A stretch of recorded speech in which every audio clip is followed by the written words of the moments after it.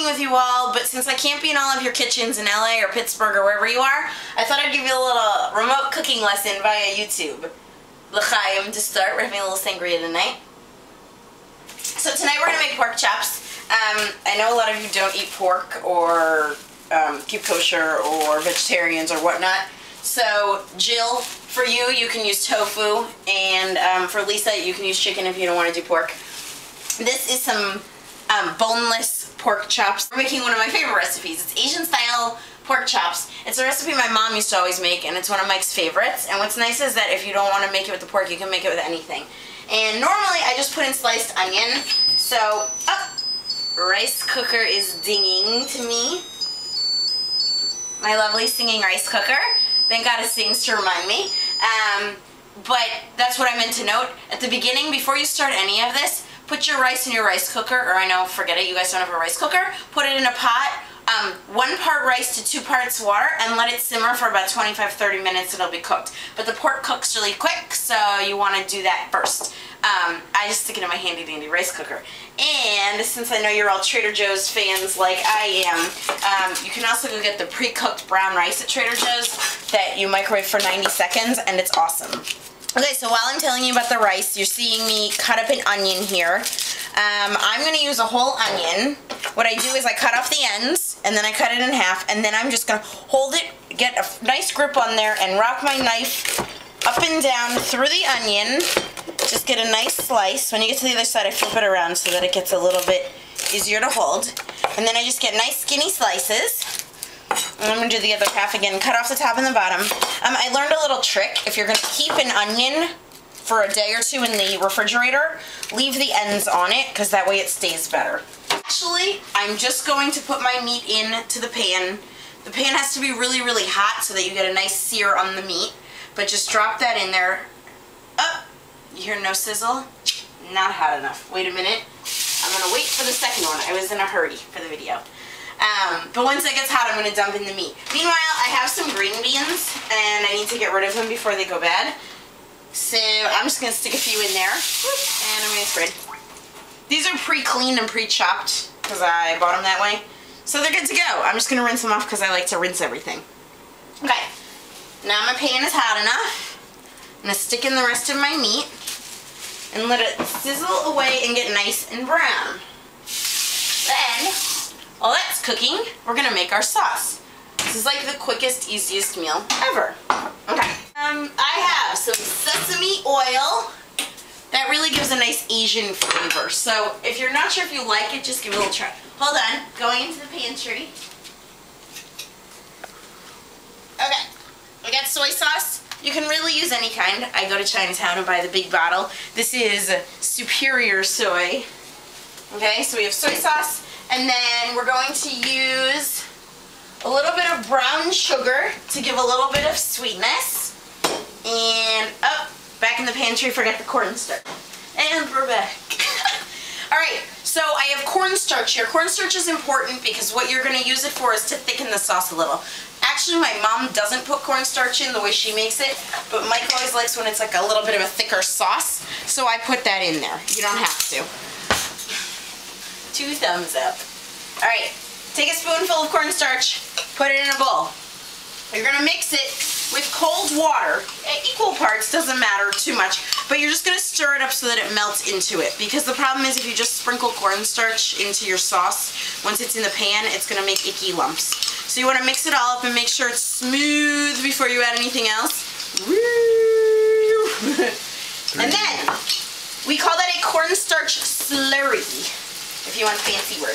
Okay, and then to my slurry, I am going to add a hunk of brown sugar. This is rather lumpy, but I would say normally like, I don't know, a tablespoon. For you health-conscious people, don't worry, it's not enough sugar to do much of anything. Oops, and we got an extra lump, so we'll toss that. And since it's a little bit lumpy, I'm just going to keep stirring it. If it looks like you can't really stir it up easily, sometimes I kind of add a little bit of hot water. It's better if it's boiled, but we'll just pretend I didn't do this. It's an emergency. Okay.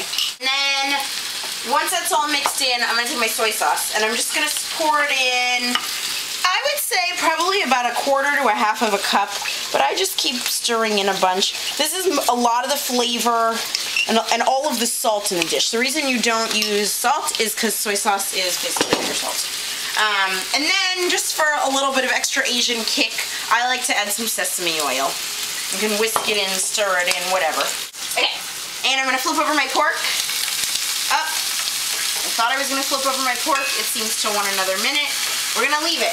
The reason I know to leave it is because it's still sticking to the pan. It should come up really easily, and that goes with any meat. Don't pick it up until it wants to come off the pan. That's the best way to make sure that you're gonna get a nice even brownness on either side. Okay, I got my sauce ready. My onions need to also go into the pan. So before I even flip the meat, I'm just gonna dump those in.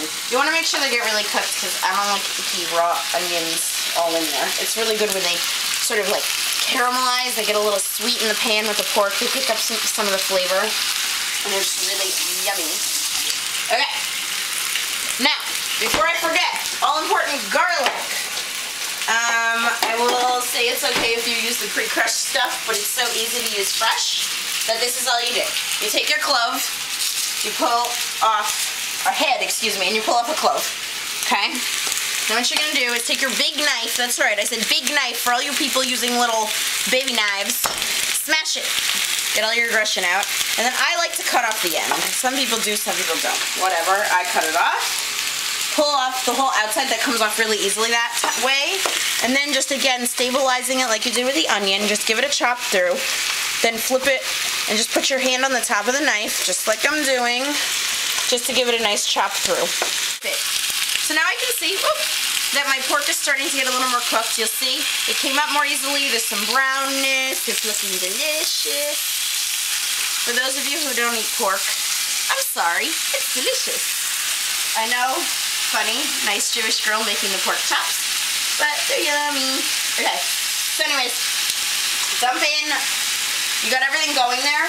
Let it keep going for a minute, because like I said, if the onions don't cook, it's not so awesome. We have our sauce, we have our garlic ready to go into our pork chops, and we have our green beans ready. I think I'm going to go ahead and add the green beans now. Depending on what vegetable I use, I add them sooner or later. Usually I don't put in green beans, but I have them. So I'm just going to kind of stick them in there. So the pork's been cooking. It's a little smoky in here. Sorry, I don't want to turn on the vent because it's noisy. It's the old deal. But it smells good. So now you'll see that the pork is more cooked. It's brown on both sides. It's cooked pretty much all the way through. If you're using tofu, you don't have to worry about it as much, but you really want to get it browned. And then my onions are a little more cooked. You'll see there's like some caramelization going on here, some brown stuff. And all the brown you see in the pan is going to come up when I put in the sauce because it's called deglazing the pan. It means that a liquid basically hits the pan and takes all that delicious stuff off and adds it to the sauce. So I think we're ready to add the garlic before I go in and get the sauce in there. I put the garlic in not too early because I don't want it to burn. I usually turn down the temperature a little bit when I do it because if it burns it gets really bitter and icky. But you mix that in and let it stir fry a little with the veggies because I think it just gives a really nice flavor when it gets a little cooked in there before we add the liquid. And then everything's nice and stirred up and delicious looking. And what I'm going to do is I'm just going to take my sauce. Make sure everything's stirred up. There's no chunks of brown sugar or cornstarch. You want to make sure everything's smooth. And I'm just going to pour that over the top. Like that. And then I'm just going to keep scraping the bottom of the pan with the tongs because that's how I get all that juicy deliciousness up off. Okay, that looks maybe a little gross to some of you, but delicious. Delicious. And it's going to make this awesome sauce when it all blends together. And if it looks a little bit thin on the sauce, if it looks like too much of it got eaten up there by the heat, I just take a little bowl of water. I'm using my filter out of my awesome refrigerator. And I'm just going to pour it in there. Now that all the water's in, you'll see I have a sauce that's still slightly thicker, but saucy and liquidy. And what I'm going to do is I'm just going to let that simmer a little bit and put the top on until I'm ready to serve it. And then we got our rice and voila! Voila. And now Mike is going to eat, so he's going to stop videoing. Woo!